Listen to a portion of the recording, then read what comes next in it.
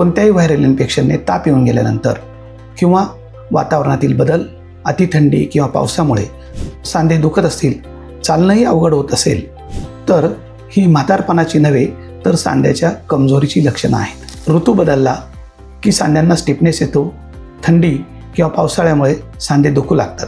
तर कधी ओल्ड इंजुरीच्या वेदना या परत परत जाणवाव्याच लागतात. अशा वेळी फक्त पेनकिलर खाणं हाच एक पर्याय सततचा निवडू नका, कारण तुम्हाला गरज आहे डीप हिलिंगच्या मेडिसिन्सची आणि ती मिळते केवळ आणि केवळ होमिओपॅथीने. होमिओपॅथीने औषधांबरोबरच लाईफस्टाईल मॅनेजमेंट आणि नवीन खास संशोधित मेडिसिननुसार यावर उपचार केला जातो. यामुळे वेदना तर कमी होतातच, पण सांध्यांचं आरोग्य दीर्घकाळ सुधारतं आणि पुढचा होणारा संधिवात टाळला जातो. यामुळे आता तुम्हीच ठरवा की सतत पेनकिलर घेत तात्पुरतं बरं व्हायचं की होमिओपॅथिक उपचारामुळे कायमची रोगमुक्ती मिळवायची. अशा सेन्सिटिव्ह जॉईंट पेनसाठी किंवा रिॲक्टिव्ह आर्थरायटिससाठी होमिओपॅथी अत्यंत महत्त्वाची औषधं अशी उपलब्ध आहेत.